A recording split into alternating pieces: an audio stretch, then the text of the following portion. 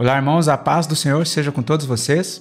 No estudo de hoje, nós vamos falar sobre a divisão do reino de Israel em duas casas e quais os motivos pelos quais o Senhor Deus quis dividir o povo. Vocês vão ver quais são as consequências que isso gerou para o povo de Israel, porque depois da divisão, eles começaram a brigar uns com os outros e começaram a odiar-se uns aos outros. O propósito do Senhor sempre foi unir seu povo novamente. E isso ele vai fazer e mostrar através das profecias dos profetas, e no qual Paulo também ele teve essa revelação, esse mistério da revelação da união dos judeus e dos gentios. Porque os samaritanos, desde a época do Senhor Jesus, eles eram os estrangeiros, eles eram os gentios. E essa inimizade perdura até os dias de hoje, mas o Senhor Jesus uniu esse povo espiritualmente para cumprir as profecias do Senhor. E também, a primeira vez que aparece a expressão as duas casas de Israel, ou seja, vai aparecer a expressão casa de Israel e a outra expressão casa de Judá, fora dos profetas. No livro de 1 Reis, no capítulo 12, nós vamos entender a primeira vez que aparece essa expressão, que é muito utilizada aqui pelo canal e também por alguns irmãos. Então, eu peço para vocês permanecerem até o final e vamos para o estudo. Então, irmãos, para nós podermos entender como que o Senhor Jesus ele vai unir judeus e gentios através das duas casas de Israel, pelo propósito do Senhor Deus, que sempre foi unir o seu povo novamente, depois dele ter rejeitado o reino do norte, a casa de Israel, e espalhado eles nas nações, o Senhor ele plantou a casa de Israel, a semente de Israel nas nações, para cumprir as profecias que ele falou para Abraão, Isaque e Jacó, falando que a descendência de Jacó, ou seja, de Israel, seria como a areia que está na praia do mar. De certa forma, eles teriam que estar nas nações. Quando fala areia do mar, nações. Então, para nós entendermos a união de todo o povo, por causa que uma casa e um reino dividido não pode subsistir, ou seja, não pode permanecer, conforme o Senhor Jesus ele mesmo diz, nós precisamos entender primeiramente a divisão do reino e os motivos pelos quais o Senhor Deus que quis que isso acontecesse. Nós vamos ver que Davi teve todo aquele trabalho para unificar as 12 tribos.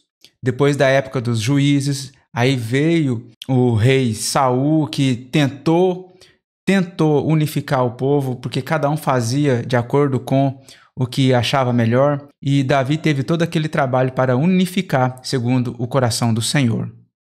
Só que depois nós vamos ver que Salomão, depois de um período no seu reino, ao qual foi uma tipologia perfeita, tanto de Cristo como também do reino milenar do Senhor Jesus, o Senhor ele iria rasgar o reino de Israel, mas não no período, não no tempo de Salomão, mas sim do seu filho Roboão. E o motivo a gente vai ver por causa que Salomão ele introduziu cultos pagãos, introduziu a idolatria por meio das mulheres aos quais ele amou, e que foi muitíssimas mulheres, e elas perverteram o seu coração. O capítulo 11 eu não vou ler dos versos 1 ao 7, eu não vou ler ele inteiro, do 1 ao 7, eu vou resumir essa parte. Ora, além da filha de Faraó, amou Salomão muitas mulheres estrangeiras, moabitas, amonitas, edomitas, sidônias e etéias, mulheres das nações de que havia o Senhor dito aos filhos de Israel: não caseis com elas, nem casem elas convosco, pois vos perverteriam o coração, para seguirdes os seus deuses. A estas se apegou Salomão pelo amor. Aqui eu já vou pular para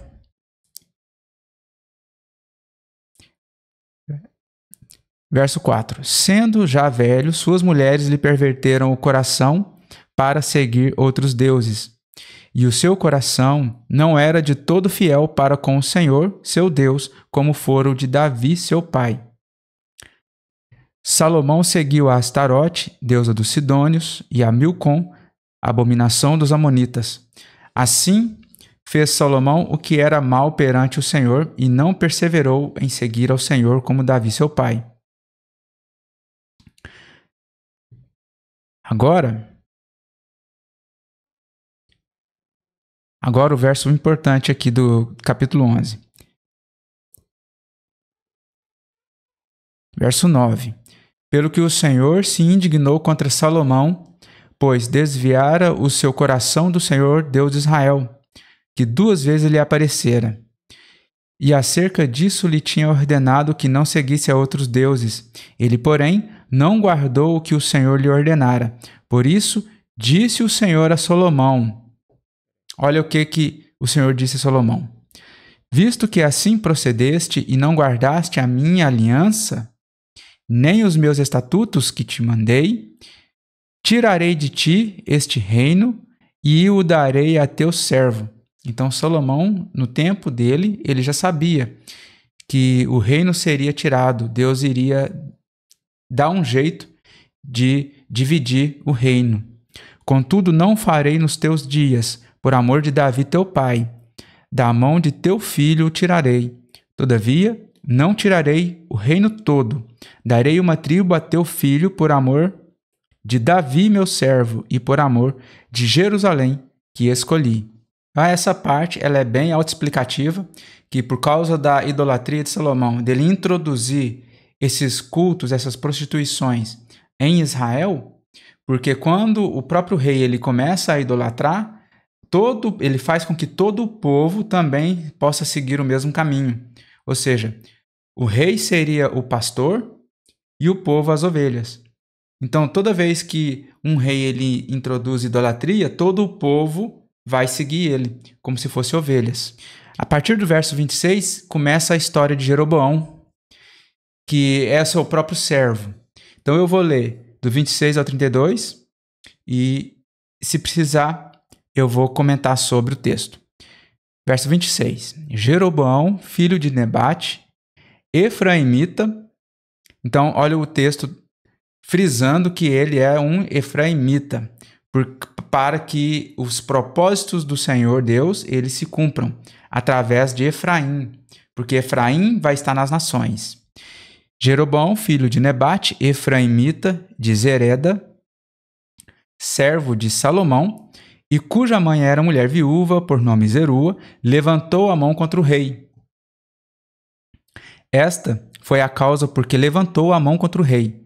Salomão estava edificando a Milo e terraplenando depressões da cidade de Davi, seu pai.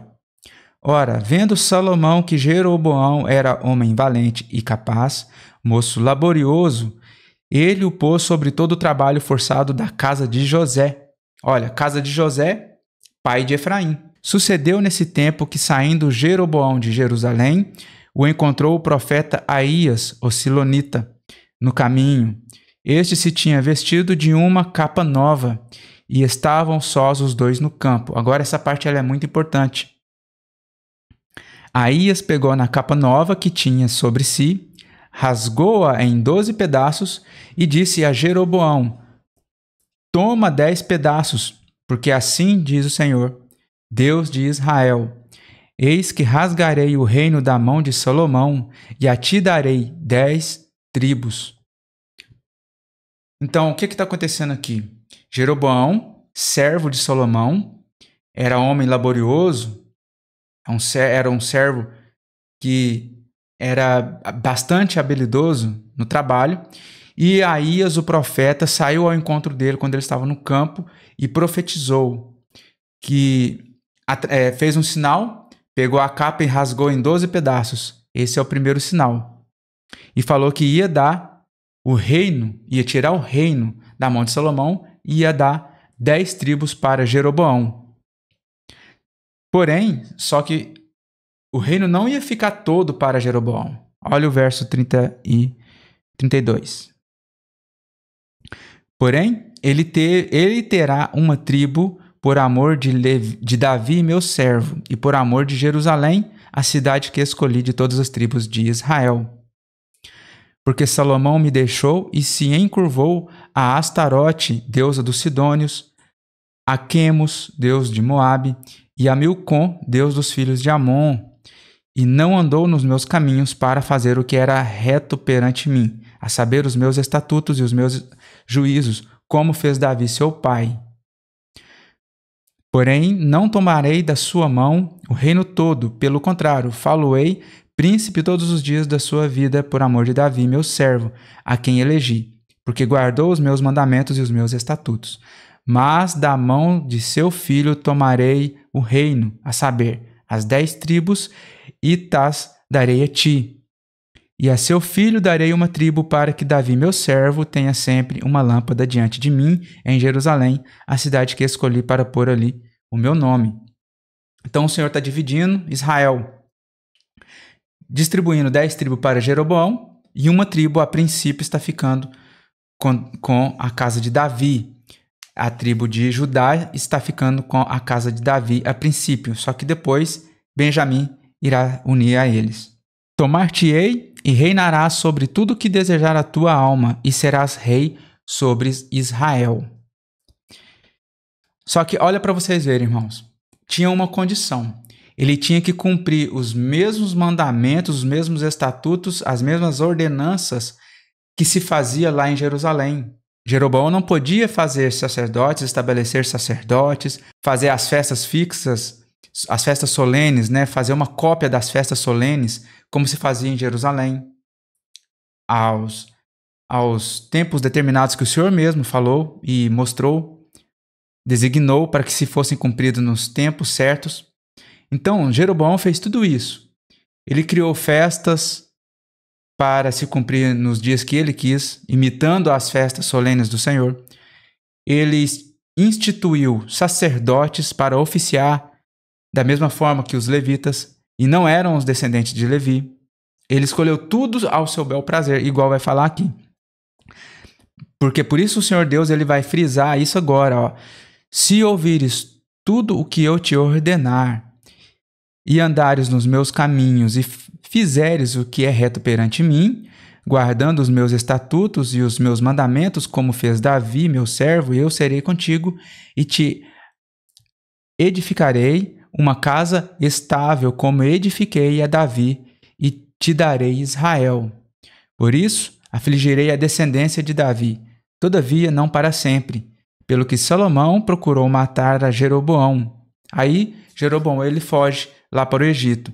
Roboão ele começa a reinar e ele vai causar a separação das 12 tribos de fato. Primeiro a gente viu a profecia que isso iria acontecer. Primeiramente Deus falou com Salomão que ia dar o reino ao servo dele. Depois o profeta Aías encontrou Jeroboão e fez o sinal, rasgando em 12 pedaços a sua capa, e profetizou que iria dar a maior parte do reino para Jeroboão. E agora Roboão, que é o rei de Judá, ele vai começar a cumprir essa profecia por causa da sua obstinação, por causa da sua dureza e por falta de ouvir os conselhos dos anciãos que cresceram junto com Salomão. Foi Roboão a Siquém, porque todo Israel se reuniu lá para o fazer rei. Tendo Jeroboão, filho de Nebate, ouvido isso, pois estava ainda no Egito, para onde fugira da presença do rei Salomão, onde habitava, e de onde o mandaram chamar. Então eles mandaram chamar, e ele ficou sabendo dessa notícia que Salomão morreu, e agora Roboão iria começar a reinar, porque Salomão procurou matar ele, né? Veio com toda a congregação de Israel a Roboão e lhe falaram. Aqui eu vou resumir para vocês essa parte, que o povo de Israel, todo reunido, pediu para que Roboão aliviasse o jugo deles, nos quais Salomão ele impôs um jugo um pouco pesado para eles, e o povo, toda a congregação toda reunida, pediu para aliviar esse fardo, esse jugo. Só que aí Roboão ele pediu 3 dias para tomar conselhos. Ele tomou conselhos com os anciãos que cresceram com Salomão, e tomou conselhos com os jovens que cresceram com Roboão. Então, cada um deu um parecer diferente. Ou seja, os anciãos, eles falaram para você reinar e ter paz com o povo e o povo todo te servir, você vai ter que aliviar o jugo para o povo. Você vai ter que servir o povo. E os jovens que cresceram com Roboão falou totalmente o contrário. Falou que se o pai dele, se o seu pai, no caso, se o teu pai castigou esse povo com açoite, você vai castigar eles com escorpiões. Aí ele vai falar que o dedo mínimo dele, de Roboão, vai ser mais grosso que os lombos de Salomão, seu pai. Então esse é o conselho dos jovens, e esse foi um conselho totalmente insensato. Então a gente pode continuar lendo a partir do verso 16. Vendo, pois, todo Israel que o rei não lhe dava ouvidos, reagiu dizendo: que parte temos nós com Davi? Não há para nós herança no filho de Jessé. As vossas tendas, ó Israel, cuida agora da tua casa, ó Davi. Aqui, ó, o verso 19. Assim, Israel se mantém rebelado contra a casa de Davi até ao dia de hoje. E isso atravessou as gerações, chegou até no tempo do Senhor Jesus, com os samaritanos, que era a capital do reino de Efraim. Samaria era a capital do reino do norte. O reino do norte era Efraim, que tinha um cabeça efraimita, e passou o tempo de Cristo e está até nos nossos dias. Mas o Senhor Jesus está unindo agora por meio do seu Espírito. Através do derramar do Espírito, ele começa a unir de novo, primeiramente através do Espírito, para renovar corações e mentes do próprio povo. E isso vai acontecer no milênio, aonde todo o povo, todas as 12 tribos, estiverem unidas novamente. Agora o verso 20. Tendo ouvido todo Israel que Jeroboão tinha voltado, mandaram chamá-lo para a congregação e o fizeram rei sobre todo Israel. Ninguém seguiu a casa de Davi, senão somente a tribo de Judá. Tanto o reino do norte, que vai ser as 10 tribos, vai ser um reino, e Efraim vai passar a ser um reino e não mais uma tribo. Efraim vai se caracterizar as 10 tribos, então vai ser um reino, e a casa de Judá vai ser um reino, não será mais uma tribo, vai ser um reino porque vai estar unido Judá e Benjamim. E dividido no reino, algumas consequências iriam acontecer, tais como eles iriam começar a brigar uns com os outros, iriam começar a ser inimigos. Você imagina, eles são irmãos, eles são todos filhos de Jacó, filhos de Israel. Então, o que está acontecendo aqui vai ser a briga entre irmãos. Eu vou só adiantar para vocês que futuramente o Senhor Jesus ele vai montar uma parábola do filho pródigo. E lá vai ter o filho mais novo e o filho mais velho. O filho mais novo ele vai para outra terra, para uma terra distante, ele vai para as nações, e o filho mais velho fica na terra. Então, o que acontece é que nessa parte aqui, a gente vai ver a primeira vez que aparece essa expressão, a casa de Israel e a casa de Judá, antes dos profetas. E todo esse contexto que eu mostrei para vocês, ele é necessário, porque olha para você ver, quem iria imaginar que o Senhor Jesus, lá nos evangelhos, lá em Lucas, ele iria, através daquela parábola do filho pródigo, ele estava falando sim das duas casas de Israel, dos dois reinos que o Senhor colocou como dois filhos, dois irmãos brigando e voltando para a casa do Pai.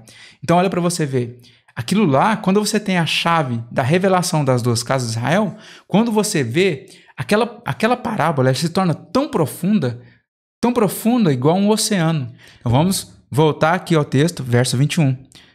Vindo, pois, Roboão a Jerusalém, reuniu toda a casa de Judá, já apareceu a expressão casa de Judá, e a tribo de Benjamim, 180.000 escolhidos destos para a guerra, para pelejar contra a casa de Israel. Então aqui já apareceu casa de Judá, casa de Israel, irmãos. Então o que a gente está mostrando para vocês é verdadeiro, e eu quero que vocês entendam essa parte, que isso não é uma doutrina nova. Então, Roboão estava se rebelando contra a própria palavra.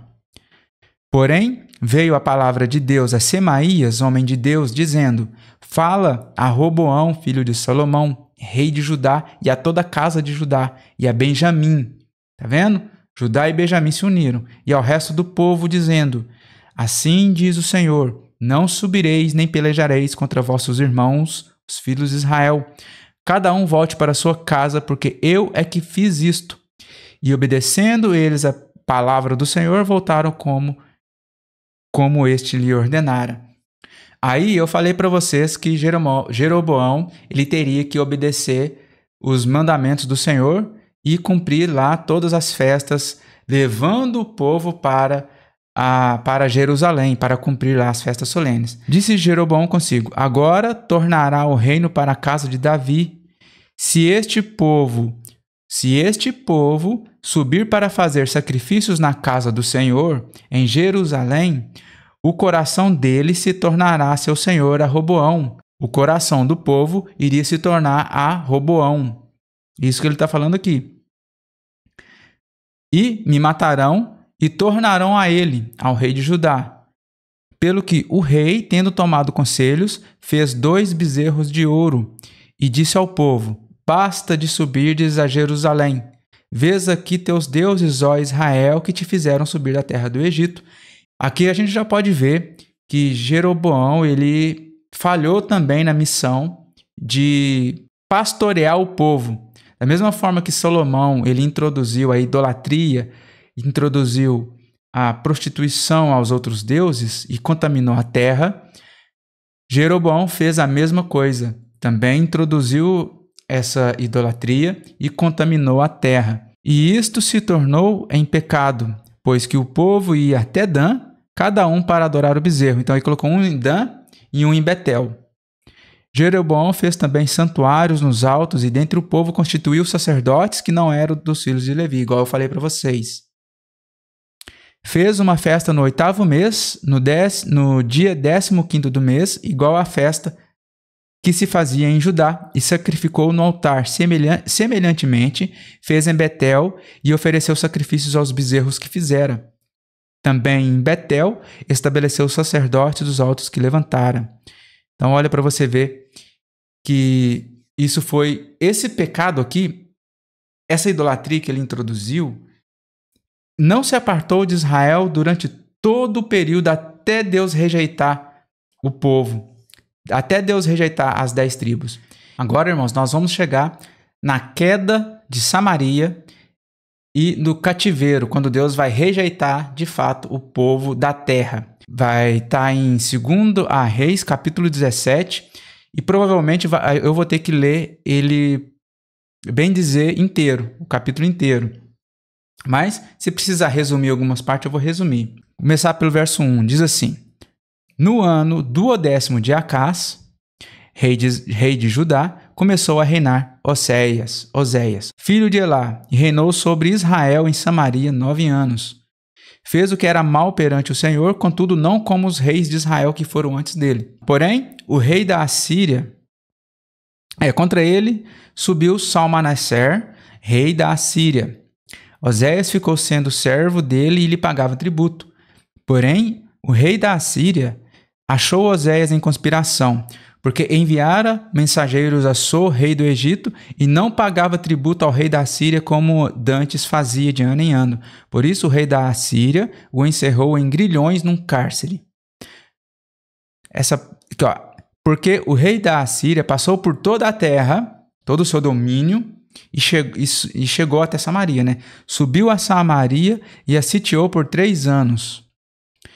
No ano 9 de Oséias, o rei da Assíria tomou a Samaria, agora presta atenção, e transportou a Israel para a Assíria, e os fez habitar em Hala, junto a Rabor, e ao rio Gozã, e nas cidades dos Medos, Elão, Medos e Persas. Aí continua, a causa do cativeiro.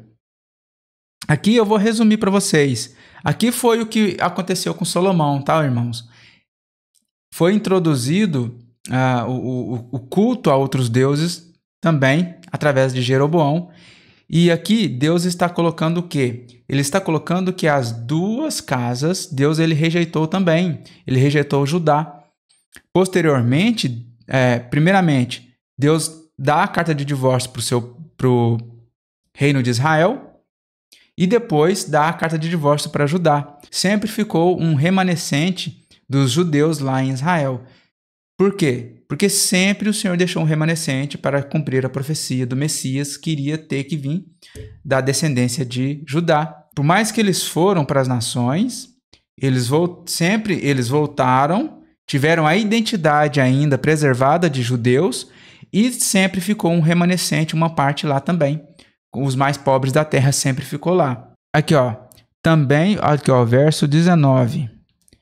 Também Judá não guardou os mandamentos do Senhor, seu Deus, antes andaram nos costumes que Israel introduziu.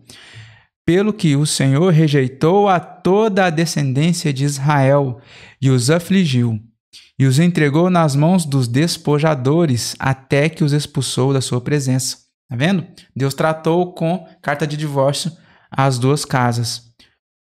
Pois, quando ele rasgou a Israel da casa de Davi, e eles fizeram rei a Jeroboão, filho de Nebate, Jeroboão apartou a Israel de seguir o Senhor, igual eu falei para vocês, e os fez cometer grande pecado.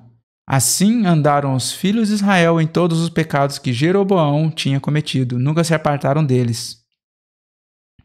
Até que o Senhor afastou a Israel da sua presença, como falara pelo ministério de todos os seus servos, os profetas. Assim, foi Israel transportado da sua terra para a Síria, onde permanece até o dia de hoje. Aí, a partir do verso 24, ele vai renovar a população de Israel de novo. O rei da Assíria trouxe gente de Babilônia, de Cuta, de Rava, de Ramate e de Sefarvaim, e os fez habitar nas cidades de Samaria, em lugar dos filhos de Israel. Tomaram posse de Samaria e habitaram nas suas cidades. Então, olha para você ver, os samaritanos, lá do tempo do Senhor Jesus, não significa que são todos descendentes sanguíneos das 10 tribos, não. Pode, sim, com certeza, pode ter alguns descendentes, sim, que resistiram, que às vezes voltaram também para lá, e qual acontece com a mulher samaritana, ao qual o Senhor Jesus pediu para tirar água. Ela, sim, provavelmente seria uma descendente de Jacó, mas mesmo assim ela era estrangeira. Ela era considerada gentia. Por quê? Porque Deus ele rejeitou a casa de Israel. Eles perderam a identidade do próprio povo. Eles não eram mais filhos de Jacó. Por mais que ela fale, nosso pai Jacó, Deus tratou com eles da seguinte forma. Lá em Oséias, no profeta Oséias, Deus vai falar assim, através dos 3 filhos que Oséias teve, Jezreel, não meu povo e não misericórdia, Deus está falando do próprio povo dele, da casa de Israel. Está falando, vocês não vão ser meu povo e eu não vou ter misericórdia de vocês. Então, se não é povo, não vai pertencer mais à linhagem de Israel. Então, lá tem gentios, lá são os gentios que predominaram lá. Então, por hoje é só. Agradeço por vocês terem permanecido até o final de mais um estudo. Se vocês tiverem gostado, deixa o joinha, deixa o gostei. Se não tiverem inscrito, eu peço para vocês se inscreverem. Fiquem todos na paz do Senhor e até o próximo estudo. Shalom!